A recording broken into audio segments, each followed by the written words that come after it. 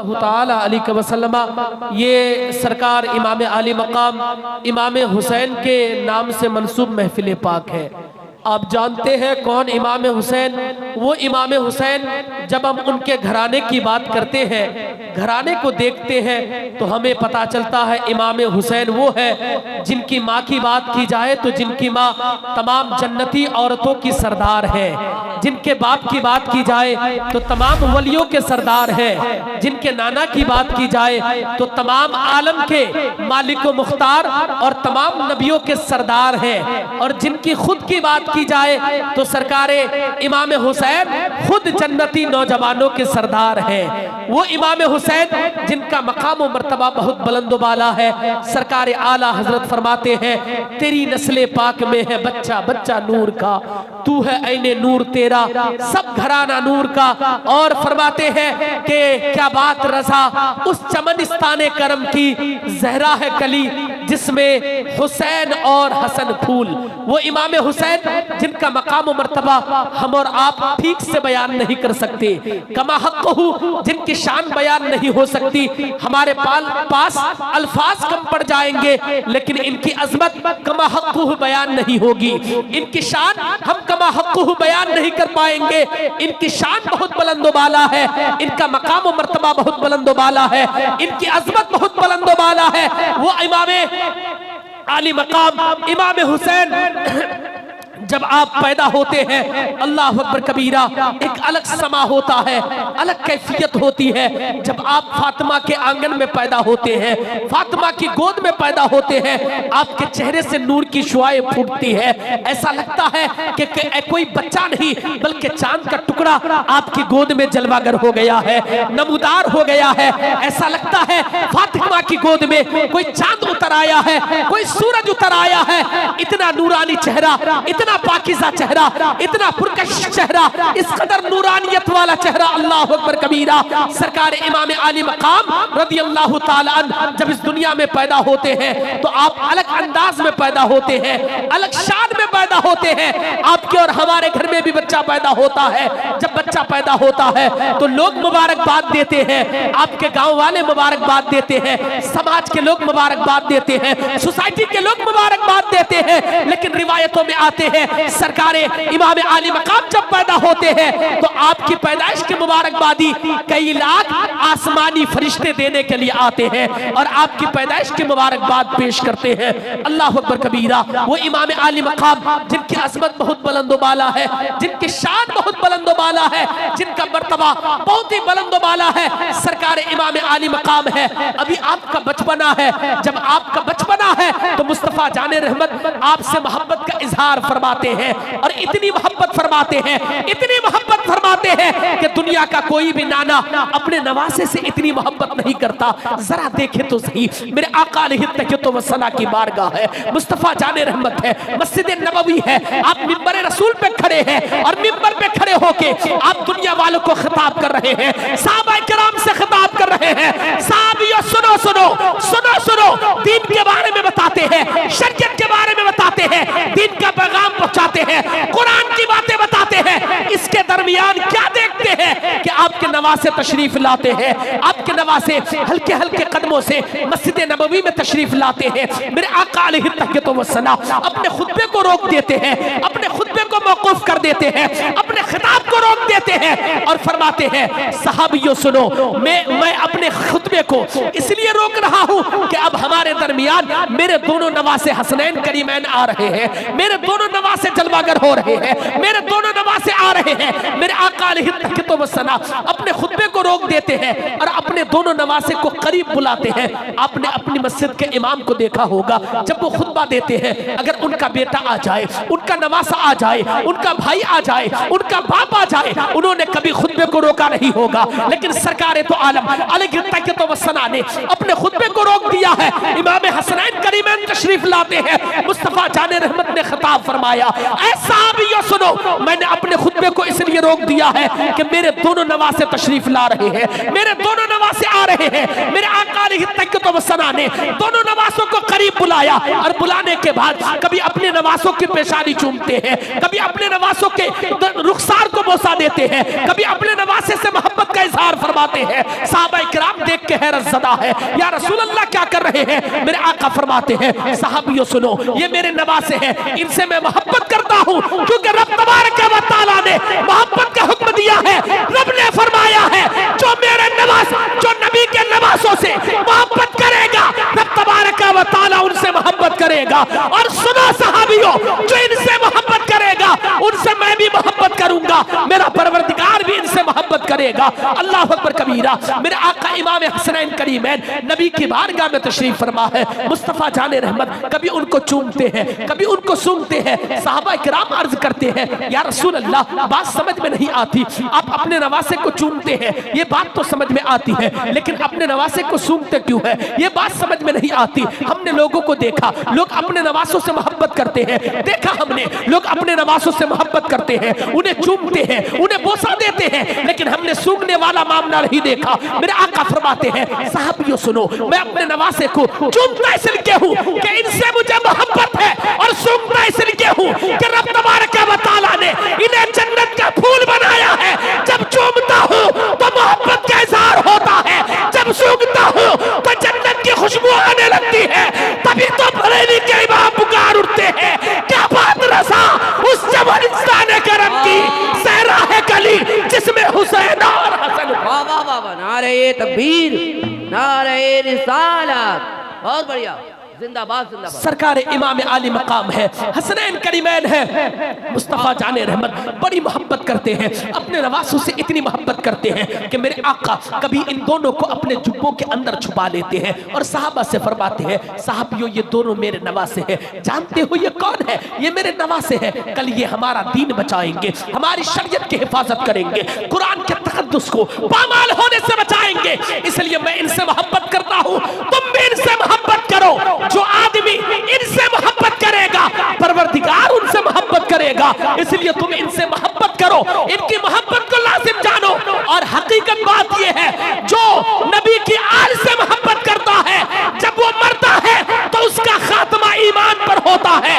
जो नबी की आल से अदावत रखता है, बुग़्ज़ रखता है, उसका खात्मा ईमान पर नहीं होता है। इसलिए नबी की आल की मोहब्बत को लाजिम जानो, नबी की मोहब्बत को लाजिम जानो, नबी से भी मोहब्बत करो, नबी की आल से भी मोहब्बत करो। इमाम हुसैन के जिक्र की महफिल सजाने वालों, इनसे मोहब्बत का मतलब क्या नहीं है कि तुमने सिर्फ इनके नाम का जलसा सजा लिया, तुमने सिर्फ इनके नाम की महफिल सजा ली, तुमने सिर्फ इनके नाम की सबीलें लगा दी, तुमने सिर्फ इनके नाम का नारा लगा लिया, बल्कि इनसे मोहब्बत का मतलब यह है कि तुम इनकी तरह मस्जिद की हिफाजत करोगे, शरीयत की हिफाजत करोगे, अपने आप को रब के हुजूर खड़ा कर दोगे, सजदा करोगे, इबादत करोगे, कुरान की तिलावत करोगे। और तुम्हारा मिशन ये होना चाहिए कि हमारी जिंदगी में जो कुछ भी हो, कितनी मुसीबतें आए आ जाए, लेकिन हम कभी सजदा नहीं छोड़ेंगे, रब की इबादतें नहीं छोड़ेंगे। जब इस तरीके से जिंदगी गुजारोगे तब जाके सच्चा हुसैनी कहलाओगे, तब जाके अहले बैत के मुहिब कहलाओगे, अहले बैत से मोहब्बत करने वाले कहलाओगे। इसलिए अपने आप को अहले बैत का मुहिब बनाओ, अपने आप को अहले बैत से मोहब्बत करने वाला बनाओ, सच्ची मोहब्बत करने वाला। इनसे इतनी मोहब्बत करो, इनसे इतनी मोहब्बत करो कि जितनी के मुस्तफ़ा जाने रहमत ने फरमाया है, मुस्तफ़ा ने जितनों का हुक्म दिया है, मुस्तफ़ा ने जिस तरीके का हुक्म दिया है उसी तरीके से नबी की आल से मोहब्बत करो, नबी की औलादों से मोहब्बत करो। इनका मकाम और मर्तबा बहुत ही बुलंद बाला है। इनके मकाम को कौन समझ सकता है? जिन्हें मुस्तफ़ा जाने रहमत अपने कांधे पे बिठाते हो, जिन्हें मुस्तफ़ा जाने रहमत कभी चूमते हो कभी सूंघते हो, इनके मकाम को कौन जान सकता है? इनके मकाम को कौन बयान कर सकता है? इसलिए साहिबों, जलसा कराने वालों, तुम इनके नक्शे कदम पे चलो, इनके नक्शे कदम पे चल के जिंदगी गुजारो ताकि तुम्हारा जीना सफल हो जाए, जीना कामयाब हो जाए, जीना कामरान हो जाए। और मस्जिदों को आबाद करो, मदरसों को आबाद करो, शरीयत की पहरादारी करो, शरीयत की हिफाजत करो और अपने घर में दीनी माहौल पैदा करो। तुम्हारे घर में दीनी माहौल होना चाहिए, तुम्हारे घर में शरीयत का बोलबाला होना चाहिए, तुम्हारे घर के बच्चे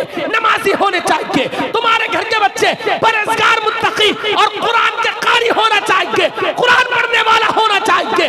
जलसा सजाने वालों, तुम्हारी जिम्मेदारी सिर्फ इतनी नहीं है कि तुम जलसा सजा के अपने आप को बरी जिम्मा कर लो, अपने आप को आजाद कर लो। नहीं नहीं नहीं, बल्कि तुम्हारी जिम्मेदारी ये है कि तुम मस्जिद को भी आबाद करोगे, मदरसों को भी आबाद करोगे, अपनी पेशानी को सजदे की दौलत से, सजदे के नूर से चमकाओगे, अपने सीने को इश्क रसूल से चमकाओगे। ये तुम्हारी जिम्मेदारी है। आज इलाके का हाल क्या है, इलाके का माहौल क्या है, तुमने देखा नहीं देखा तो देखिए आज क्या होता है। हमारी नस्लें किस कदर तबाह हो रही है, किस तरीके से बर्बाद हो रही है, किस तरीके से दलदल में फंस रही है, हमारी नस्लें बर्बाद हो रही है। आज किस चीज ने हमारी नस्लों को बर्बाद किया? एक मोबाइल ने हमारी नस्लों को बर्बाद कर दिया है। शायद तुम्हें पता नहीं है हमारी और आपकी कितनी बेटियां कई सालों के अंदर मुर्तद हो गई, जो ईमान से हाथ धो बैठी है, ईमान के दामन से, इस्लाम के दामन को छोड़ बैठी है, जो न जाने किस किस रास्ते पे चल पड़ी है। ये किस चीज का नतीजा है? ये हमारी जिम्मेदारियां ना निभाने का नतीजा है। हमने अपनी बेटियों पे कड़ी नजर नहीं रखी, अपनी औलादों की पहरेदारी नहीं की, औलादों की हिफाजत नहीं की, उन्हें शरीयत के बारे में नहीं बताया, उन्हें तरीकत के बारे में नहीं बताया, उन्हें इस्लाम के बारे में नहीं बताया। हम समझते हैं हमने दुनिया कमाया तो हमने सब कुछ पा लिया। नहीं, दुनिया कमाने का नाम दीन कमाना नहीं है, दुनिया भी कमाना मना नहीं है। मेहनत नहीं करोगे तो खाओगे क्या? दुनिया भी कमाओ लेकिन साथ में दीन की दौलत भी हो, इबादतें भी हो, रियासतें भी हो, तिलावतें भी हो, कुरान भी तुम्हारे पास हो, शरीयत भी तुम्हारे पास हो, नमाजें भी तुम्हारे पास हो, ताकि जब मरो दुनिया कहेगी ये कोई गरीब मर गया, लेकिन जब कब्र में जाओ तो मुस्तफा कहे मेरा चाहने वाला आ गया है, मेरा गुलाम आ गया है।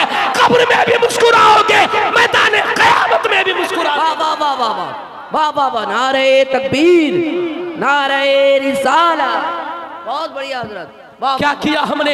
हजारों जलसे एक साल में हमारे इलाके में, हमारे घर में हजारों जलसे। लेकिन जब 15 अगस्त का मौका आता है तो किसकी बच्चियां डांस करती है? आपकी बेटी डांस करती है, हमारी बेटी डांस करती है। अल्लाह ताला ने मेरे बेटे को अच्छा खासा बेटा बनाया था, न जाने टिकटॉक पे मेरा बेटा मुजरा क्यों कर रहा है, समझ में नहीं आता। जानते हैं सीवांचल के लड़कों को लड़की बनने का बड़ा शौक है। कोई उत्तर दिनाजपुर से निकलता है, कोई इस्लामपुर से निकलता है, कोई ठाकुरगंज से निकलता है, कोई बहादुरगंज से निकलता है। लड़कियों का कपड़ा पहन के चंद लाइक्स और कमेंट के चक्कर में न जाने क्या क्या करता है। तुम अभी सुरजापुरी कॉमेडियन को फरोग दे रहे हो, इनकी हौसला अफजाई कर रहे हो, इनकी पुष्टपनाही कर रहे हो, लेकिन कल इन्हीं की वजह से कल तेरी नस्लें बर्बाद हो जाएगी। आज नस्लें तबाह हो रही है। जिन बेटियों का चेहरा किसी ने आज तक देखा नहीं था, वो बेटियां टिकटॉक पे आके मुजरा कर रही है, टिकटॉक पे आके रील्स बना रही है, सोशल मीडिया पे आके वीडियोस बना रही है। वो हमारी बेटियां कभी भक्का के नाम पे, कभी पीठा के नाम पे, कभी साग के नाम पे, कभी पटवा के नाम पे, वो बेटियां हमारी टिकटॉक पे मुजरा कर रही है। फिर तुम्हें लगता है हम तरक्की कर रहे हैं? नहीं, तुमने तरक्की नहीं की है, तुम तनस्सुली के शिकार हो। अगर तरक्की करना है तो आ जाओ, अपनी बेटियों के हाथ में मोबाइल नहीं बल्कि कुरान दो, फातिमा की सीरत की किताबें दो। इंशाअल्लाह जब इनकी कोख से बच्चा पैदा होगा तो गौसे आज़म का दीवाना पैदा होगा। आला हज़रत का शान। नारे तकबीर, नारे रिसालत, मसलके आला हजरत, फैजाने आला हजरत, नारे तकबीर, नारे रिसालत। वाह, क्या हुआ हमारे समाज को? आज हमारा बेटा चंद लाइक्स के लिए, चंद कमेंट के लिए, न जाने किस किस चीज के लिए सोशल मीडिया पे एक्टिव है। दीन की बातें नहीं फैला रहा है, बल्कि आए दिन गंदी गंदी बातें सोशल मीडिया पे फहाशी को फरोग दे रहा है। कभी इस्लाम का मजाक उड़ा रहा है, कभी कुरान का मजाक उड़ा रहा है। और जलसे कराने वालों, होश के नाखुन लो। अगर तुम्हारा जलसा भी होता है और तुम्हारी बेटियां 15 अगस्त पे जाके डांस करती है, तुम्हारी बेटियां 26 जनवरी पे डांस करती है, तो समझो तुमने जलसे को बदनाम किया है। क्योंकि जलसे से ये पैगाम दिया जाता है मुस्तफा की शरीयत डांस नहीं सिखाती है, बल्कि मुस्तफा की शरीयत को दीन पे मर मिटने का जज्बा सिखाती है।